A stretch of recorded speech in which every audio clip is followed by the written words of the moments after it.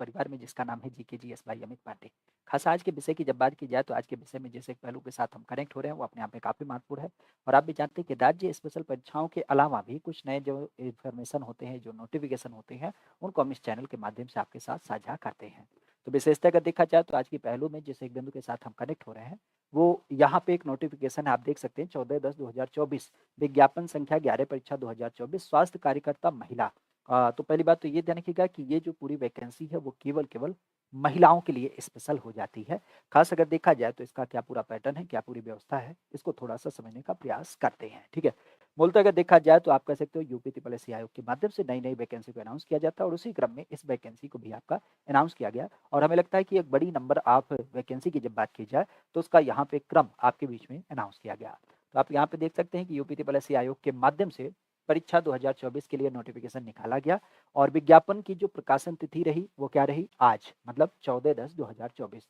तो 14 तारीख को ये क्या किया गया, आपका नोटिफिकेशन निकाला गया जिसमें आप भी कह सकते हैं कि आवेदन जो आपका जमा किया जाएगा वह कब से होगा, तो आपके 28/10/2024 से। आज इन्होंने सूचना दी है, लेकिन इसका जो फॉर्म वगैरह भरा जाएगा वो आपके 28 तारीख से भरा जाएगा। विशेषतः अगर देखा जाए तो आवेदन शुल्क करने की जो अंतिम तिथि वह क्या रखी गई है, तो 27/11/2024 मतलब 28 अक्टूबर। बेसिक अगर देखा जाए तो दिवाली 1 तारीख की है, दिवाली से 2 दिन पहले इसका फॉर्म भरा जाएगा और 27 नवंबर तक क्या होगा, इसका फॉर्म आपका भरा जाएगा। कुल मिला-जुला के अंतिम संशोधन वगैरह करने के बाद आप इसको कह सकते हो 4/12/2024 तक इसमें आपको अगर मतलब पूरी तरीके से फॉर्म इसको सबमिट कर सकते हैं। मुख्य रूप से अगर देखा जाए तो ये फॉर्म किसके लिए निकाली गई है, तो ज़ाहिर-सी बात है आपको जैसा कि हमने बताया कि यूपी ट्रिपल एससी आयोग की जब बात की जाए, तो यूपी ट्रिपल एससी आयोग के अंतर्गत परिवार कल्याण महानिदेशालय, उत्तर प्रदेश के अंतर्गत खास करके स्वास्थ्य कार्यकर्ता के कुल 4,892 पद सामान्य चयन के और 380 पद विशेष चयन के, मतलब 5,272 पदों को क्या किया गया, अनाउंस किया गया। तो महिलाओं के लिए स्पेशल, चूँकि नाम से ही पता चला है स्वास्थ्य कार्यकर्ता महिला, तो स्वास्थ्य कार्यकर्ता महिला के लिए कुल 5,272 पदों को यहाँ पे अनाउंस किया गया है। और ये स्वास्थ्य कार्यकर्ता आपने देखा भी होगा, गाँव स्तर पे एएनएम दीदी के बारे में आपने सुना होगा, जो बच्चों को पोलियो ड्रॉप वगैरह पिलाती हैं, टीका वगैरह लगाती हैं। तो एएनएम पद की जब बात की जाए तो इसके लिए यहाँ पे व्यवस्था की गई। अब ज़ाहिर-सी बात है स्वास्थ्य कार्यकर्ता का जो चुनाव किया जाएगा, वो मुख्य परीक्षा के आधार पे होगा। तो यहाँ पे जिन्होंने पेट परीक्षा 2023 दिया है, उसी आधार पे इनका चुनाव किया जाएगा कि जिन्होंने पेट परीक्षा 2023 दिया है, उनके स्कोर को यहाँ पे चिन्हित किया जाएगा। जिन्होंने शून्य या फिर उससे कम अंक नहीं प्राप्त किया है, वो यहाँ पे क्या करेंगे, अप्लाई करेंगे। मिला-जुला के अगर देखा जाए तो इसके अंदर क्या-क्या बातें मुख्यतः बताई गई हैं, तो मुख्य रूप से बात यही कही गई है कि देखो आपको अप्लाई जो करना है वो आपको ऑनलाइन आवेदन करना है और ऑनलाइन आवेदन के लिए आपको क्या करना पड़ेगा, uptplc.gov.in पे जा करके यहाँ से आप इसे क्या करेंगे, अप्लाई करेंगे, ठीक है। अप्लाई करने के अंतर्गत कुछ चीज़ें जो हमें जाननी चाहिए, जैसे मुख्यतः अगर देखा जाए तो पहली बात तो आपका पेड का रजिस्ट्रेशन नंबर होगा, तो उसके आधार पे क्या करेंगे आप इसमें अ, पूरी जानकारी उसके आधार पे ही आ जाएगी और उसके माध्यम से आपका वेरिफिकेशन होकर के आगे आप पूरी तरीके से फॉर्म भरेंगे। मिला-जुला के अगर देखा जाए तो यहाँ पे कुछ चीज़ें हमें समझनी चाहिए जो आपके लिए काफ़ी ज़रूरी होती हैं और ज़रूरत की चीज़ों की जब बात की जाए तो वो क्या होती है? पहली ज़रूरत ये होती है कि यहाँ पे इन्होंने कह सकते हो कि इस फार्म को भरने में जो कुछ एक सूचनाएँ दी हैं, जैसे पहली बात कि आपको इसके लिए एक पेमेंट देना पड़ेगा। जब आप इस फॉर्म को भरेंगे तो फॉर्म भरते समय आपको एक फ़ीस देनी पड़ेगी। वो फ़ीस कितनी रखी गई है? फ़ीस रखी गई है जनरल के लिए ₹25, ओबीसी की जब बात की जाए तो उसके लिए भी आपका ₹25, अनुसूचित जाति की जब बात की जाए तो उसके लिए ₹25 और अनुसूचित जनजाति की जब बात की जाए तो उसके लिए भी आपका ₹25। ये यहाँ पे क्या किया गया, आपका फ़ीस रखा गया है कि आपसे अंतिम में क्या किया जाएगा, मतलब जब आप ये मेन फॉर्म भरेंगे तो उस दशा में आपसे क्या किया जाएगा, यहाँ पे फ़ीस लिया जाएगा। फीस लेने के अलावा मान लेते हैं कि अगर आपने कोई गलती कर दी है तो उसमें क्या-क्या संशोधन कर सकते हैं, ये भी थोड़ा-सा ध्यान रखिएगा। तो संशोधन करने की जब बात की जाए तो संशोधन करने की यहाँ पे अनुमति नहीं दी जाएगी। जैसे आपके अगर नाम में वर्तनी की गलती है, ठीक है? आपके पिता-पति के नाम पे वर्तनी में गलती है, आपका एड्रेस गलत है, आपकी कोई विवरण जानकारी जैसे ईडब्ल्यूएस, डीएफ ऐसे जो आरक्षण के आपके प्रावधान लगा रखे हैं, जाति की श्रेणी जो है उसको लेकर के, लिंग में कोई परिवर्तन या फिर अनिवार्य अधिमानती अर्हता जो आपने यहाँ पे दे दी है, उसके अलावा खास करके अगर देखा जाए तो उसमें कोई परिवर्तन आप नहीं कर सकते हैं। कुल मिला-जुला के अगर देखा जाए तो आवेदन पदों के लिए जो पूरी वैकेंसी निकाली गई है 5,272, इस 5,272 पदों की जब बात की जाए तो उसके लिए जो पूरा विवरण इन्होंने दे रखा है वो क्या दे रखा है? तो यहाँ से आप देख सकते हैं कि जैसे परिवार कल्याण महानिदेशालय के अंतर्गत ये पूरी वैकेंसी है, स्वास्थ्य कार्यकर्ता का, जहाँ पे लेवल 3 की जब बात की जाए तो न्यूनतम 21,700 से लेकर के 69,100 रुपये आपका वेतन मान दिया जाएगा। जनरल के लिए 2,399 पद है, अनुसूचित जाति के 435 पद है, अनुसूचित जनजाति के 10 पद हैं, ओबीसी के 1,559 पद हैं, ईडब्ल्यूएस के 489 पद है, मतलब 4,892 पद ये आपके सामान्य चयन के हैं। और इसी तर्ज पर आपके विशेष चयन के लिए ये आपके पद निकाले गए हैं 380, और 380 पदों की जब बात की जाए तो ये आपके क्या हो जाते हैं, ये केवल अनुसूचित जनजाति के आपके यहाँ पे निकाले गए हैं। तो कुल मिला जो 5,282 72 पद ये आपके निकाले गए हैं। बात आती है कि इसमें कोई भी व्यक्ति जब आपका चुना जाएगा तो चुनने के सापेक्ष में आपके यहाँ पे पुनः महिलाओं के बारे में बात की गई है कि कैसे कैसे महिलाओं का चुनाव किया जाएगा, उनके आरक्षण की बात की गई है। आरक्षण के अलावा अगर यहाँ पे कुछ और बातों को हम समझने का प्रयास करें, सबसे पहली बात कि यहाँ पे कौन कौन सा व्यक्ति अप्लाई करेगा। नो डाउट पेट परीक्षा में तो बहुत सारे लोग अप्लाई करे हैं, लेकिन पेट परीक्षा के लिए जो महिलाएं यहाँ पे अप्लाई करेंगी वह कौन सी होंगी। तो पेट परीक्षा के अंतर्गत वो महिलाएं यहाँ पे अप्लाई करेंगी जिनके सापेक्ष अगर देखा जाए तो यहाँ पे आप कह सकते हो कि स्वास्थ्य विभाग कार्यकर्ता में पुरुष और महिला, हालांकि यहाँ पे ध्यान रखिएगा पुरुष और महिला दोनों नहीं भरेंगे, केवल जो फॉर्म भरा जाएगा वो केवल महिलाओं के लिए है। और महिलाओं के लिए जो अर्हता यहाँ पे योग्यता सुनिश्चित की गई है वो यही है कि माध्यमिक शिक्षा परिषद की जो इंटरमीडिएट की परीक्षा है वह आपने उत्तीर्ण करी हो, मतलब इंटर लेवल की 12th लेवल की परीक्षा आपने उत्तीर्ण की हो तब आप इसमें फॉर्म भर सकते हैं। और साथ ही साथ जो भारतीय परिचर्या परिषद होती है उसके नियमों के अनुसार 1 वर्ष 6 माह 2 वर्ष का सहायक नर्सेज और मिडवाइफ, मतलब आप कह सकते हो कि जो एक इनका कोर्स होता है जिसकी जब बात की जाए तो 1 वर्ष का 6 महीने का 2 वर्ष का सहायक नर्सेज और मिडवाइफ का जिसको हम एएनएम कहते हैं, तो एएनएम प्रशिक्षण का पाठ्यक्रम प्रसूति से संबंधित 6 महीने का प्रशिक्षण सहित इसको आपने कर रखा है तो उस दशा में आप इसमें क्या कर सकते हैं, अप्लाई कर सकते हैं। और इस अप्लाई के अलावा यहाँ पे एक चीज और ध्यान रखिएगा कि आपका रजिस्ट्रेशन भी होना चाहिए। किसमें रजिस्ट्रेशन होना चाहिए कि Uttar Pradesh nurses and midwife council Lucknow जो है उसमें आपका पंजीकरण भी होना चाहिए। ठीक है, तो पंजीकरण तो अभी भी आप करा लेंगे तो बेहतर होगा। बहरहाल फॉर्म भरने तक ये योग्यता रखी जाती है। तो आपका पहली बात तो आपका कोर्स कंप्लीट हो और कोर्स कंप्लीट के अलावा आपने पंजीकरण का रखा है, ये 2 चीजें यहाँ पे आपकी देखी जाएंगी। और आपकी 12वीं परीक्षा के समकक्ष आपने क्या किया है, परीक्षा उत्तीर्ण कर रखी है। तो 2 बातें हो जाती हैं। अधिमानी अर्हता की जब बात की जाए तो अधिमानी अर्हता वही होती है न्यूनतम सेवा में 2 वर्ष का सेवा दिया हो या फिर एनसीसी का आपका बी प्रमाण पत्र आपके पास क्या हो, उपलब्ध हो। ठीक है, तो इस दशा में यहाँ पे क्या किया जाएगा, यहाँ पे आपसे इसके बारे में चर्चा की जाएगी। अच्छा, कुछ यहाँ पे कह सकते हो कि इन्होंने थोड़ा सा एक रिलैक्सेशन दिया है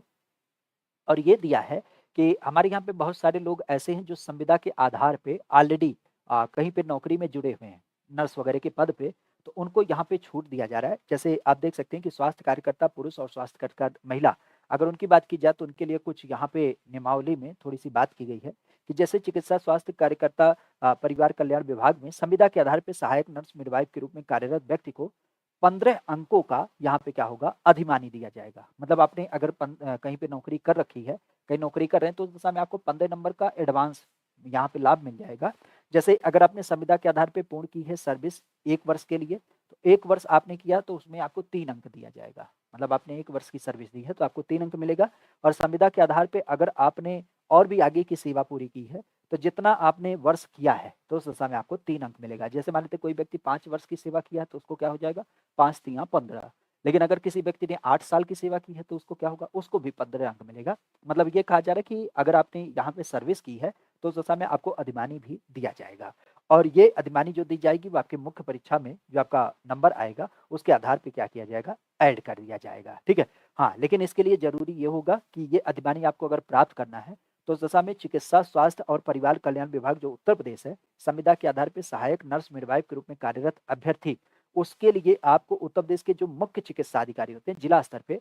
उनसे एक एक्सपीरियंस सर्टिफिकेट लेना पड़ेगा ताकि आप अपने आप को वेरीफाई तो करा पाएँ कि भाई हमने यहाँ पे सर्विस करी है। तो उस दशा में आपको 15 अंकों का क्या होगा, लाभ मिल जाएगा। मिला जुला के उम्र की जब बात की जाए तो उम्र क्या रखी गई है, तो विज्ञप्तियों की जो उम्र सीमा है आपके 18 से लेकर के 40 वर्ष, 18 से लेकर के 40 वर्ष का कोई भी व्यक्ति क्या होगा, यहाँ पे आपका अप्लाई कर पाएगा। हालांकि रिजर्वेशन के जो प्रावधान होते हैं उसके अनुसार क्या होता है, यहाँ पे आपका छूट वगैरह दिया जाता है। बात आती है चयन वगैरह कैसे होगा, तो चयन की जब बात की जाए तो जाहिर सी बात है 2 स्तरीय परीक्षा हो गई। पेट परीक्षा आपने दिया था और पेट के बाद आपका ये मेंस परीक्षा होगा और इसी मेंस परीक्षा के बाद क्या हो जाएगा, आपका जितना आपका नंबर आएगा उसके आधार पे आपका चुनाव किया जाएगा। ठीक है, इवन हाँ, साक्षात्कार बंद हो गया, हमने देखा साक्षात्कार तो हम चौंक गए, ठीक है। साक्षात्कार अब इसमें नहीं होता है, ठीक है। लिखित परीक्षा की जब बात की जाए तो लिखित परीक्षा के बारे में यहाँ पे इन्होंने बताया कि ये आपके यहाँ पे इनके मतलब अंतिम में इसको दे रखा है कि कैसे आपका लिखित परीक्षा आयोजित किया जाएगा, क्या उसका स्कोर वगैरह होगा। क्योंकि अभी पीछे एक आपके एएनएम के फॉर्म भरे गए थे, इवन अगर देखा जाए तो उनकी कुछ सुनवाई वगैरह का भी मसला चल रहा है, अभी वो पूरी तरीके से फाइनल नहीं हुआ है, ठीक है। तो अंतिम में 2-3 बातें हमें क्लियर हो गई कि 18 से 40 वर्ष और आपका 12वीं लेवल की परीक्षा पास होनी चाहिए, एएनएम का कोर्स होना चाहिए, ठीक है। ये सब बड़ी-बड़ी बातें हो गई, छोटी-सी बातों की तरफ आते हैं, परीक्षा आयोजन। परीक्षा आयोजन की जब बात की जाए तो परीक्षा आयोजन में जो हमारा पिछला पेपर हुआ था, उसके हिसाब से यहाँ पे बात की गई कि आपके 100 प्रश्नों का एक प्रश्न पत्र होगा, जिसके लिए 100 अंक होंगे, जिसमें 2 घंटे का पेपर आपका कराया जाएगा। और इस पेपर की जब बात की जाए तो ये एक पाली में होगी, प्रश्नों की संख्या 100 है, 2 घंटे का पेपर, एमसीक्यू आधारित के आपके प्रश्न होंगे, जिसमें गलत क्वेश्चन करने पे आपका नेगेटिव मार्किंग भी किया जाएगा। कुल मिला-जुला के अगर देखा जाए तो विषयगत ज्ञान में क्या-क्या बातें की गई हैं, तो जैसे स्वास्थ्य के निर्धारक तत्व, भारतीय स्वास्थ्य समस्याएँ, बाह्य रूप से योजनाएँ, एससी, पीएससी, सीएससी, जिला अस्पताल इन सब का संगठन, स्वास्थ्य संगठनाएँ जैसे डब्ल्यूएचओ, यूनिसेफ, यूएनएफए, यूपीडीए इन सब चीज़ों की बात की जाए, विश्व बैंक, एफएओ, डीएनआईडीए, यूरोसिया आयोग, रेड क्रॉस, अमेरिकी सहायता, यूनेस्को, कोलंबो, फालियान, ILO CARE, Indian red cross, Indian council for child welfare, family planning association of India, मतलब जो विभिन्न संस्थाएं उनके बारे में जानकारी होनी चाहिए। स्वास्थ्य कार्यकर्ताओं के काम क्या होते हैं, उनके दायित्व क्या होते हैं, एएनएम के लिए आचार संहिता क्या होती है, समुदाय में लोगों को सलाह देने के लिए स्वास्थ्यकर्ताओं की भूमिका क्या होती है, स्वास्थ्य के लिए पोषक आवश्यक है और पोषक की बीमारी के बारे में आपसी संबंध, खाद्य पदार्थों के पोषक के आहार पे वर्गीकरण, विभिन्न आयु के लिए संतुलित आहार, विटामिन खनिज की कमी से होने वाले रोग, महिलाओं में पोषण जनित रक्तअल्पता, 5 वर्ष तक के बच्चों के पोषण पोषण एएनएम एचडब्ल्यू आंगनबाड़ी कार्यकर्ता की भूमिका, मानव शरीर की संरचना और शरीर प्रणाली में उसके कार्य, शरीर की स्वच्छता, मानसिक स्वास्थ्य अवधारणा, संक्रामक रोगों के नियंत्रण एवं रोकथाम के लिए सामान्य उपचार, संक्रामक रोग लक्षण बचाव उपचार, डिप्थीरिया, काली खांसी, टिटनेस, पोलियो, खसरा, तपेदिक, चिकनपॉक्स, कंठमाला, रुबेला, आंत ज्वर, hepatitis, rabies, malaria, dengue, filaria, काला अजार, टेकोमा, नेत्सलेस, मलशोध, खुजली, एसटीडी, एचआईवी, एड्स, इंसेफ्लाइटिस, लेप्टोस्पाइरीमिया, तीव्र श्वसन संक्रमण, दस्त रोग, कृमि संक्रमण, कुष्ठ रोग, समुदाय में बीमारियों की देखभाल, इतिहास, लेना, शारीरिक शिक्षा, परीक्षण, महत्वपूर्ण लक्षण, ज्वर, महत्वपूर्ण संकेत, तापमान, नाड़ी, श्वसन, रक्तचाप, स्वास्थ्य में आयुष की भूमिका, घरेलू उपचार, दवाओं का वर्गीकरण, प्राथमिक चिकित्सा की आवश्यकता, स्वास्थ्य चोटें और बीमारियां, कट और घाव प्रकार, सिद्धांत और प्राथमिक चिकित्सा की देखभाल, शिशुओं और बच्चों में वृद्धि और विकास के प्रभावित करने वाले कारक, बच्चों की शारीरिक, मनोवैज्ञानिक और सामाजिक विकास, दुर्घटनाएं कारण, सावधानी, रोकथाम, विशेष स्तनपान, विद्यालय स्वास्थ्य, उद्देश्य स्वास्थ्य और कार्यक्रम, विद्यालय का वातावरण, किशोरों के लिए यौन शिक्षा, मासिक चक्र और उसकी स्वच्छता, किशोरावस्था, गर्भाधारण और गर्भपात संबंधी जानकारी, भ्रूण और नाला, सामान्य गर्भावस्था के चिन्ह, लक्षण, सामान्य प्रसव के दौरान देखभाल, नवजात की देखभाल, गर्भावस्था की असमानताएं, गर्भपात के प्रकार और गर्भपात के कारण। हे भगवान, इतना आदमी पढ़ लेगा तो फिर डॉक्टर ना हो जाएगा, ठीक है। हम तो इतना पढ़ लें तो खुद का दवाई दुकान खोल लें, ठीक है। खैर, तो यहाँ पे इनके द्वारा ये अपेक्षा की गई है कि आपके पास क्या होनी चाहिए, इतनी जानकारी होनी चाहिए। कुल मिला जुला के 5272 पदों के लिए पूरी वैकेंसी है और इस वैकेंसी के लिए 18 से 40 वर्ष का कोई भी बच्चा अप्लाई कर सकता है जिसने पेट परीक्षा दी हुई है और खास करके उसके पास क्या है, कोर्स है, एएनएम का कोर्स अनिवार्य होना चाहिए। आपका रजिस्ट्रेशन भी अनिवार्य होना चाहिए। अगर आपने रजिस्ट्रेशन नहीं किया तो रजिस्ट्रेशन अभी भी करवा लेंगे, क्योंकि ये बात रखी जाती है कि आपने जब अप्लाई किया तब आपका था कि नहीं था, ये थोड़ा-सा ध्यान रखिएगा। बाकी आपका जो फॉर्म भरा जाएगा 28 तारीख से लेकर के 27/11/2024 तक आपका भरा जाएगा, ठीक है। तो इसके बारे में और भी कोई सूचना होगी तो उसे हम आपके साथ साझा करेंगे। बहरहाल आज के लिए इतना ही। तो आप इस योग्यता को अगर धारित करते हैं तो इस फॉर्म को आप भर सकते हैं, जो आपके यूपी ट्रिपल एससी आयोग के माध्यम से आयोजित किया जाएगा। Thank you, all the best.